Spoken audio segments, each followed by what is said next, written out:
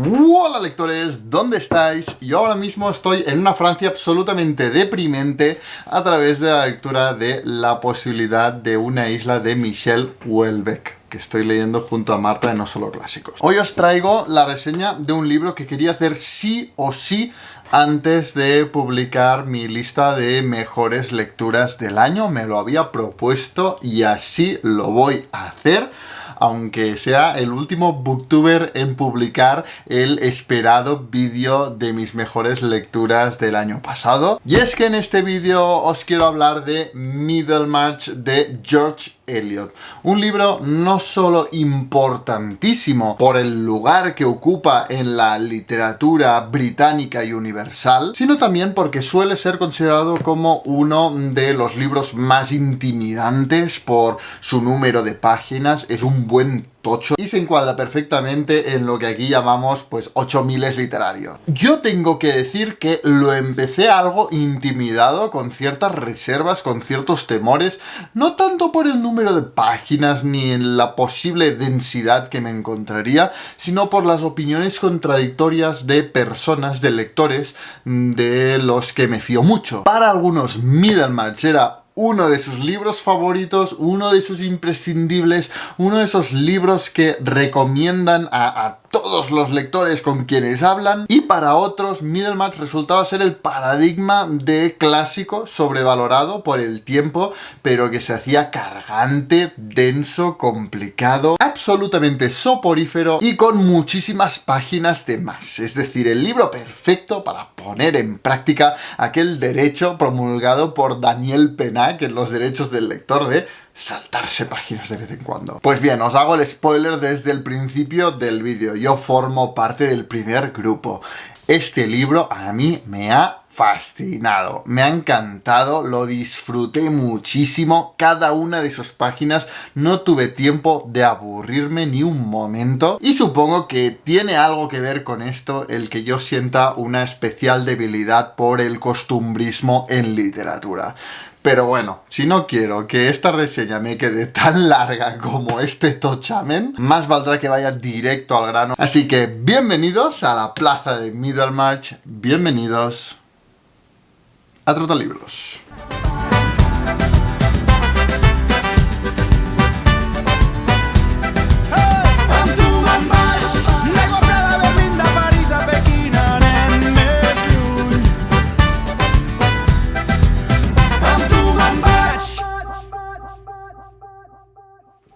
Hoy voy a hacer brazos.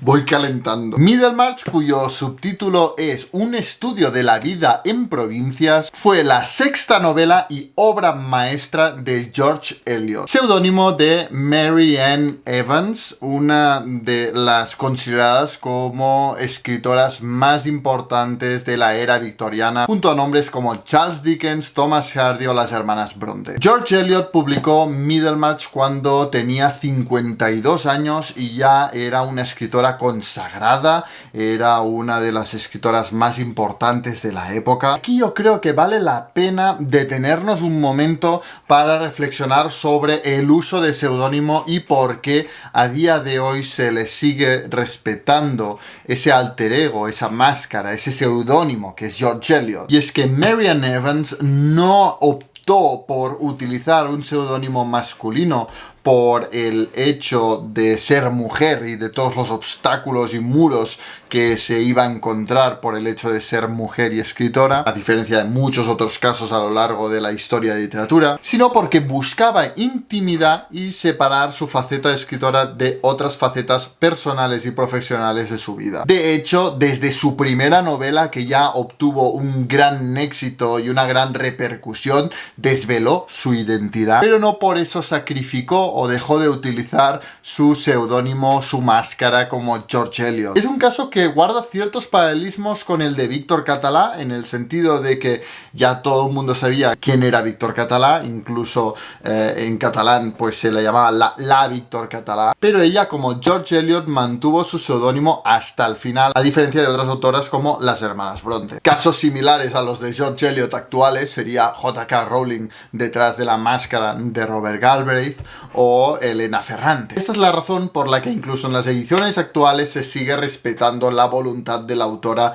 de firmar como George Eliot. Dejando claro, esto sí, que detrás de esta máscara se escondía Marianne Evans, una mujer muy adelantada a su tiempo, tanto en cuanto a religión, ella era agnóstica y no se escondía de ello, como en el sentido pues de matrimonio y familia, ¿no? Que nunca estuvo casada con el hombre con quien compartió la vida. Volviendo a Middlemarch, fue publicada en fascículos cada 2 meses durante los años 1871 y 1872, y desde el principio, desde la primera entrega, tuvo un éxito que lo convirtió en fenómeno. Todo el mundo estaba pendiente a la publicación del próximo libro. Y después de publicar el último fascículo, George Eliot lo publicó como un libro único, eso sí, respetando la división de los 8 fascículos como los 8 libros en los que se divide la historia. Encontramos en Middlemarch el ejemplo perfecto de novela realista, y digo perfecto porque la perfecta novela realista tiene que ser un tocho.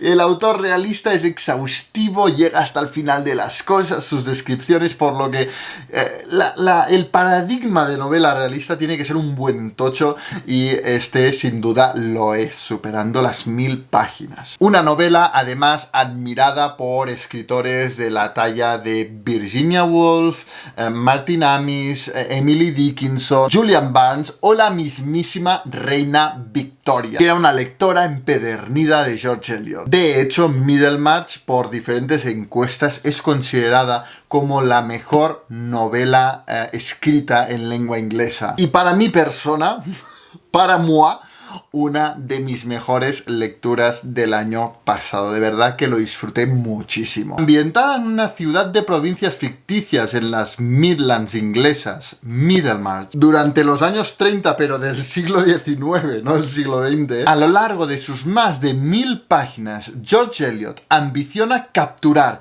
toda una época, todo un momento histórico a través de la cotidianidad de todo un pueblo, habiendo muchos hilos argumentales que siguen a los diferentes personajes que habitan ese pueblo, que habitan Middlemarch, a medida que evolucionan, entrecruzándose constantemente entre ellos. Yo es como que mientras leía Middlemarch sentía los ecos de otras novelas con la misma estructura, con la misma idea, como que el narrador llega a un pueblo y va siguiendo las historias, la personalidad y la evolución de diferentes personajes que se mueven por ese mismo pueblo. Esa estructura que yo le he dado, ese nombre tan técnico, que solo sabremos los expertos, de estructura, del secreto de Puente Viejo. Hablo de novelas anteriores a Middlemarch como Cranford, de Elizabeth Gaskell, que también lleva el título de un pueblo y sigue la misma estructura, o más modernos como La vacante imprevista, ¿no? de J.K. Rowling, ese libro con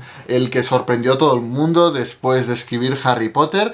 Un libro que fue muy criticado, pero que a mí me gustó muchísimo, porque a mí me encantan estas historias. Como también me gustó Canción de la llanura de Ken Haruf, ¿no? Que también hace esto, pero en un pueblo de Estados Unidos. Esa idea de llegar al típico pueblo con su iglesia, 4 casitas, que parece tranquilísimo, e irse adentrando en la historia, en la vida de sus habitantes, de cómo se relacionan entre ellos, de los prejuicios, de toda esa idiosincrasia que quien está de paso en el pueblo se pierde completamente, pero que está ahí. Me encanta, lo disfruto en vena. El trasfondo histórico que nos encontramos en Middlemarch es el de la Inglaterra de provincias de 30 años antes de que George Eliot publicara Middlemarch, alrededor del año 1830. Por lo tanto, vamos recorriendo las calles, las plazas, los parques y los alrededores de Middlemarch con un telón de fondo muy interesante, porque es como que empiezan a llegar cambios en una sociedad tan encorsetada y tan resistente al cambio como la de ese pueblo. Estoy hablando de la controvertida reforma del sistema electoral que amplió el sufragio, la llegada del ferrocarril, que como fan de García Márquez ya sabéis que no hay cosa que me guste más que la historia de un pueblo en el que llega el ferrocarril por primera vez, la muerte del rey Jorge IV o nuevas corrientes en las ciencias como la medicina. Se hace bastante complicado tejer una mínima sinopsis, una mínima trama de Middlemarch porque es una novela muy coral, que sigue a gran cantidad de personajes principales y secundarios, pero algo que para mí comparten todos los protagonistas de Middlemarch es que son jóvenes y están en esa encrucijada vital en la que tienen que tomar una serie de decisiones tanto en el ámbito personal y familiar como en el profesional y social, que posiblemente los vinculará para toda la vida y que también muy posiblemente se van a encontrar una serie de obstáculos sociales para llevar a cabo estas decisiones. Lo cual conforma, por cierto, todo un paralelismo con el momento histórico que está viviendo el país. En efecto, a lo largo de toda la lectura de Middlemarch he tenido la sensación de que George Eliot jugaba a ese mismo juego al que jugarían autoras como Virginia Woolf en Noche y Día y Dorothy Evelyn Smith en Oh, qué espléndida música, de tejer paralelismos entre la historia de sus protagonistas y la historia del país, del momento social e histórico que vive Inglaterra. En el caso de Noche y Día nos encontramos con una serie de personajes jóvenes que se encuentran en ese punto de su vida que tienen que tomar la decisión de hacer lo que se espera de ellos, de seguir las normas sociales o romper con ellas y hacer lo que realmente les apetece, casarse con quien les apetece casarse, y a la vez la sociedad eduardiana en la que se ambienta esta historia también es esa Inglaterra en ese momento tan trascendental de cambio, que algo va a cambiar, que algo se va a romper. Y bueno, no, qué espléndida música es llevarlo a un tiempo anterior, ¿no? Al tiempo de la infancia, de la inocencia, de la niña que protagoniza. O qué espléndida música también representa el momento histórico de inocencia de la Inglaterra previa a las dos guerras mundiales. Pues bien, Middlemarch hace un poco este juego también. Yo creo que la mejor manera de hacer una sinopsis, de contaros un poco de qué va esta historia, es centrándome en los dos personajes que sin duda son los dos coprotagonistas y que de hecho empezaron siendo protagonistas de dos novelas distintas, separadas, que en un momento dado George Eliot decidió juntar, fusionar, hacer que se encontraran en Middlemarch y construir ese pedazo novelón. Por un lado tenemos a Dorothea Brooke, una joven inteligente, altruista y generosa que se muere de ganas de sacrificarse para alguna causa que ayude a los más desfavorecidos. Ha crecido con todas las comodidades, pero ella no le da ningún valor a esas comodidades y de hecho se siente como culpable por disfrutar de estas comodidades cuando hay gente tan necesitada, hay tantos pobres y hay tanto que hacer para mejorar la sociedad. El tema es que al haber muerto sus padres tiene cierta libertad para elegir con quién se va a casar y para sorpresa de todo el mundo no elige al hombre joven que además está completamente enamorado de ella y que económicamente y socialmente sería perfecto e idónea para ella, sino al reverendo Edward Casaubon, un hombre mucho mayor que ella, pedante, mediocre y aburrido, que dedica todas sus horas y todo su tiempo y todos sus esfuerzos al estudio de la mitología y la teología para hacer un libro pues, en el que ni siquiera ha empezado a trabajar, porque es que no es capaz de llevarlo adelante. Pero la mirada idealista e inocente de Dorothea lo viste con todas las virtudes posibles, ve en él a un prodigio, un genio, un hombre brillante, a quien ella podría ayudar en grandes y trascendentales empresas para mejorar la sociedad y el mundo. Ella no busca una vida ociosa, el ser simplemente una mujer cuyo propósito en la vida es tener hijos y quedarse en casa cuidando de los hijos y teniendo la casa bonita, sino que quiere dedicar toda su energía a un propósito, a un proyecto trascendental y ve en Edward Casaubon la posibilidad perfecta de llevarlo a cabo. Así que se casa con él, pero pronto sus expectativas, sus ilusiones se ven frustradas. cosas. Y es que en realidad Edward Casaubon solo espera de ella que sea una mujer, una esposa, que lo cuide, y de hecho, asustado de su iniciativa, de su talento, de su energía, incluso diría de la admiración que siente ella hacia él, con un tremendo complejo por sentirse mediocre, por ni siquiera haber empezado ese trabajo del que tanto habla porque no sabe ni por dónde empezarlo, la excluye, le da la espalda, la relega a la situación que la sociedad de la época tenía preparada para las mujeres. Y hasta aquí puedo leer de esta primera trama que me recordó muchísimo, pero cuando digo muchísimo, es muchísimo, a Expiación de Elizabeth von Arnim, pero hasta el punto de decir, es que seguro que Elizabeth von Arnim escribió Expiación como homenaje a Middlemarch.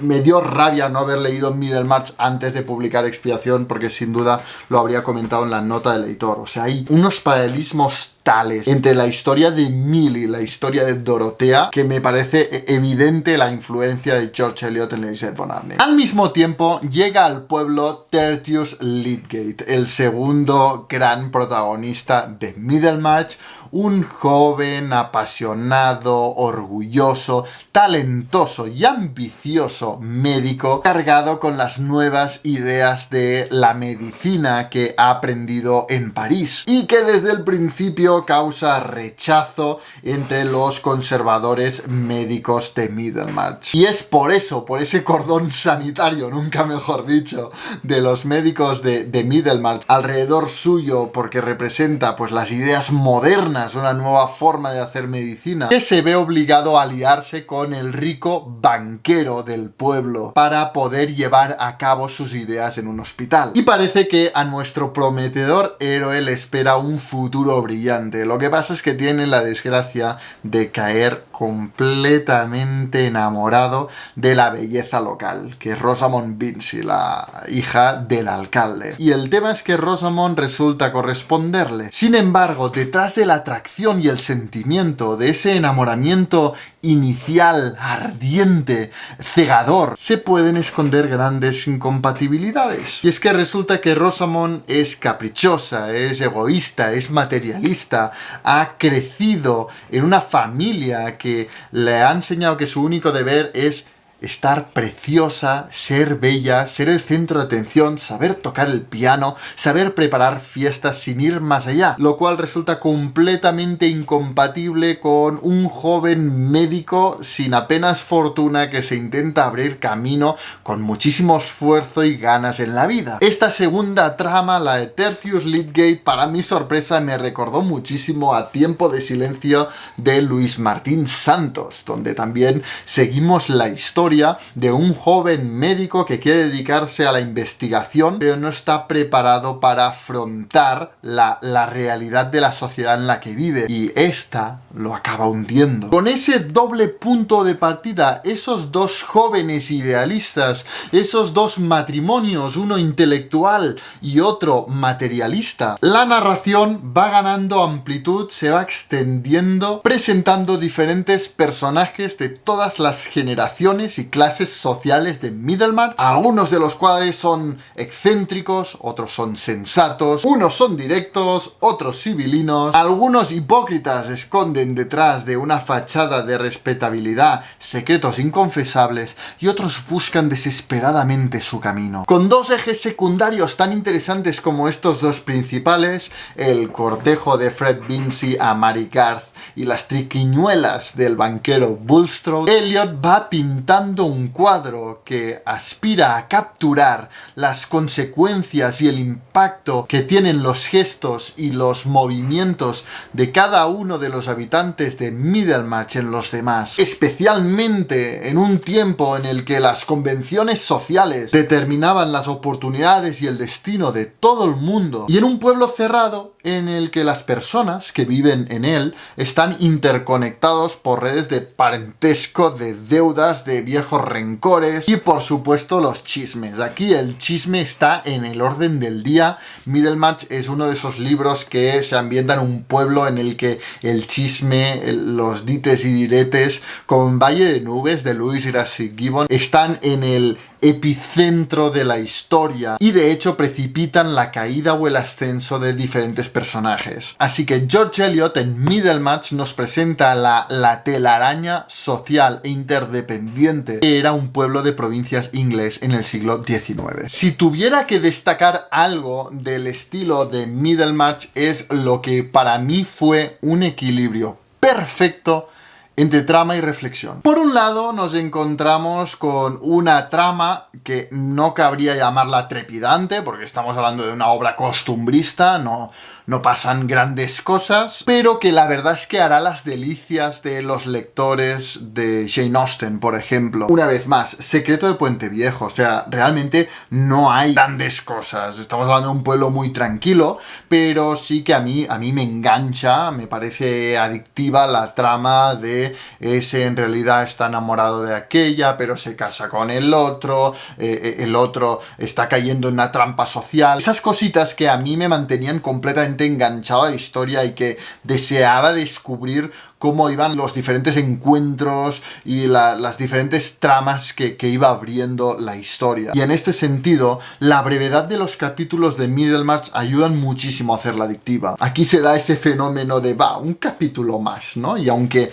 es un tocho, al ser capítulos breves, yo me lo bebí como si fuera una novela breve. Pero, por otro lado, el narrador omnisciente utiliza la historia para abrir grandes digresiones, interesantes reflexiones sobre la moralidad, las relaciones humanas, la vida, el amor, el matrimonio, la sociedad, los prejuicios, etc. Y de hecho, el narrador no duda en, de vez en cuando, interpelar al lector para comentar los hechos, para comentar la historia, para comentar las diferentes actitudes, aciertos y errores de sus diferentes héroes, de sus diferentes personajes. El tema es que en todo momento yo sentí que estas digresiones complementaban a la perfección la historia. Es como que Middlemarch, sin esas reflexiones, sin esas digresiones, se quedaría en una trama más telenovelesca, pues divertida, pero sin la profundidad que tiene Middlemarch, ¿no? Y en ningún momento se me hicieron largas, aburridas, en ningún momento sentí,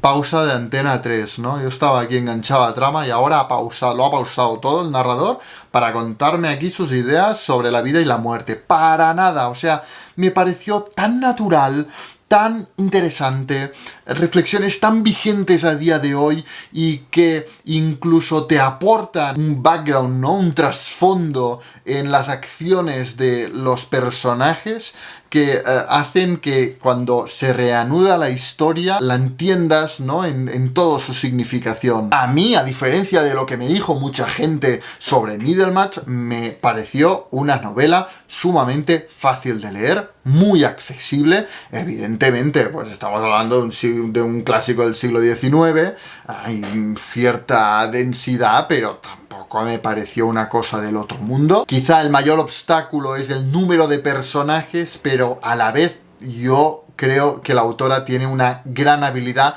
para irlos introduciendo progresivamente en la trama, de forma que al menos yo, que esa es quizá mi debilidad en la lectura, muchas veces que giro los personajes y me lío, en este caso no me confundí en ningún momento. Es como que George Eliot tiene la capacidad de a la que te introduce un personaje, a la que te lo presenta, te lo hace con una escena que te queda ya muy clara la personalidad de ese personaje. Y cuando yo ya me hago una idea de cómo es, cómo habla, qué conflicto tiene un personaje, es imposible que lo confunda con otro. Así que ya se me queda grabado quién es ese personaje. Y así, introduciendo cada uno de los personajes de forma muy natural, George Eliot consigue hacer parecer fácil algo que es complicadísimo. Es construir una historia de estas dimensiones con más de 40 personajes y que el lector no se pierda ni un segundo. Y no solo esto, sino que es la de transmitir un mensaje moral sin resultar en ningún momento moralista en el sentido cargante de la palabra. Decir, madre mía, ahora me va a enseñar a mí lo que está bien y lo que está mal esta señora. Para nada. Aunque a lo largo de esta novela, como lector, empatizas con muchos de sus personajes,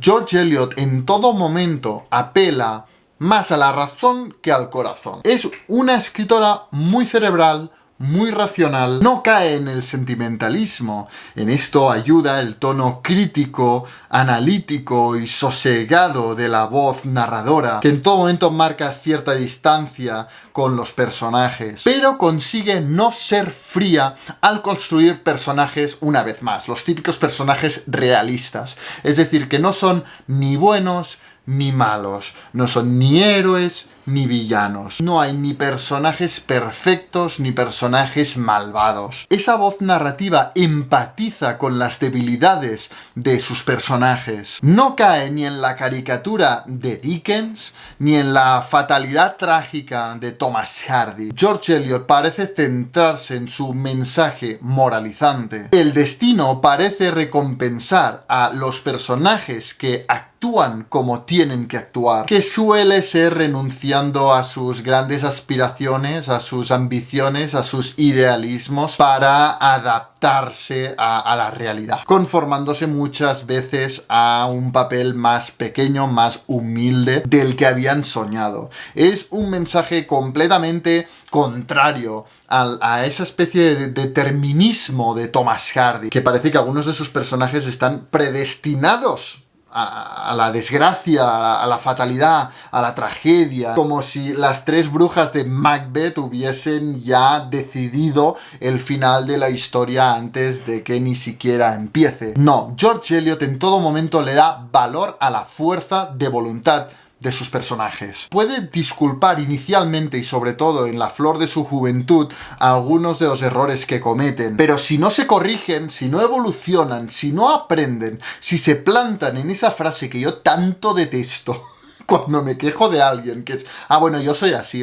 y yo soy asá. Si te estoy diciendo que algo no me gusta de ti, no me digas yo soy así, no te conformes, intenta cambiar, mejorar, ser mejor persona. Pues bien, los que se plantan diciendo, escucha, yo soy así, me da igual lo que me esté diciendo el destino, las circunstancias, yo soy así y así seguiré, pues eso se llevan la peor parte. En cambio, los que aprenden, los que maduran, los que evolucionan, los que cambian para mejorar, tienen un final feliz. Así pues, en Middlemarch no vais a encontrar buenos y malos, no los busquéis, solo vais a encontrar personas imperfectas. Como lector entiendes en todo momento las motivaciones y las debilidades que llevan a los diferentes personajes a cometer los errores que cometen y por lo tanto en todo momento empatizas con ellos. En cuanto a temas, seguramente es el segundo gran reto de hablar de este libro, ¿no? Porque igual que la trama, hay más temas que personajes, ¿no? Porque a través de los diferentes personajes y de cómo se entrecruzan entre ellos y se relacionan y se separan, George Eliot va planteando y va explorando diferentes temas que le interesan, así que si tuviese que ser exhaustivo en este punto, no acabaríamos. Por lo que voy a destacar los tres temas que para mí son los principales de Middlemarch. El primero es el choque entre las expectativas, es decir, el idealismo de la juventud, con la realidad, es decir, la sociedad. Y es que los protagonistas de Middlemarch, en la flor de su juventud, son tremendamente idealistas e inocentes. Se forman una imagen muy simple y muy unidimensional de la sociedad o de una persona y no dejan que nada ni nadie les cambie esa idea. Solo la realidad acaba haciendo desmoronar la ilusión. Yo creo que todos podemos empatizar con ese error de juventud, de idealizar, de admirar de forma desmedida a diferentes personas o diferentes conceptos y en cambio dejarnos llevar por ciertos prejuicios hacia otras cosas. Y yo creo que madurar en parte es desmontar esos prejuicios, relativizar, ¿no?, esas imágenes de idealización, aprender a dudar, a captar los matices, y de hecho podríamos resumir Middlemarch como una sucesión de ilusiones y expectativas frustradas. Y la capacidad de adaptarse y madurar determinará el destino de cada uno de sus personajes. Quizá por esto Virginia Woolf decía de Middlemarch que era una de las pocas novelas para adultos que existían. Porque al fin y al cabo Middlemarch es una constelación de historias sobre cómo diferentes personajes maduran o no a lo largo de la novela. Y por cierto, ahora que he dicho lo de ilusiones perdidas, si Balzac muestra a través de su obra maestra cómo un joven provinciano llega a la ciudad para ver cómo allí todas sus ilusiones se ven frustradas, aquí es la mente estrecha de los habitantes de un pueblo y la rigidez de las convenciones sociales las encargadas de romper las ilusiones de sus jóvenes protagonistas. El segundo gran tema que explora Middlemarch es la afiladísima crítica a la institución del matrimonio. Y esto sí que es algo que comparte con su contemporáneo Thomas Hardy en novelas como Jude el Oscuro. Los protagonistas de Middlemarch se precipitan al casarse porque en la época casarse era la única forma de seguir conociendo a la persona que te había llamado la atención, te atraía o te había enamorado. Pero al fin y al cabo, con las pocas visitas formales que se hacían bajo la atenta mirada de familiares y vecinos, era imposible conocerse, y así los jóvenes se casaban sin apenas conocerse. Y si después de casarse resultaba que eran incompatibles, el matrimonio se volvía un callejón sin salida, una cárcel asfixiante, lleno de incomunicación e infelicidad. Y aunque tanto el marido como la mujer son víctimas de esta cárcel, en Middlemarch encontramos una novela avanzada a su tiempo en el sentido feminista, porque presta especial atención a la situación de la mujer en la familia, en la sociedad y en el matrimonio. Sabe transmitir muy bien la indefensión y el desamparo de la mujer, como por cierto también me transmitió otra novela victoriana como es La inquilina de Wildfell Hall de Anne Bronte. De hecho, el único matrimonio feliz que existe en la novela es precisamente el matrimonio en el que son más sensatos y sobre todo ella decide esperar y conocerse del todo antes de dar el paso y casarse. Un mensaje, por cierto, muy parecido al de Sentido y Sensibilidad de Jane Austen. Y el último tema que me gustaría destacar es el sinsentido de las rígidas convenciones sociales que regían las vidas de las personas de provincias en la época en Inglaterra. Es un mundo muy cerrado en el que parece que solo puedes prosperar mediante la hipocresía. Si uno tiene principios y es honesto, orgulloso, apasionado y rebelde, al fin y al cabo las características típicas de la juventud, lo tienes muy pero que muy difícil. Te vas a topar contra un impenetrable muro social, que es el de la resistencia al cambio de provincias. O encajas en el molde y haces lo que se espera de ti, o estás condenado al fracaso. En ese sentido, Middlemarch me recordó muchísimo a La Regenta de Leopoldo Alas Clarín. Creo que ambas novelas comparten cierta voluntad de inmortalizar un momento de cambio en la cotidianidad de un pueblo muy cerrado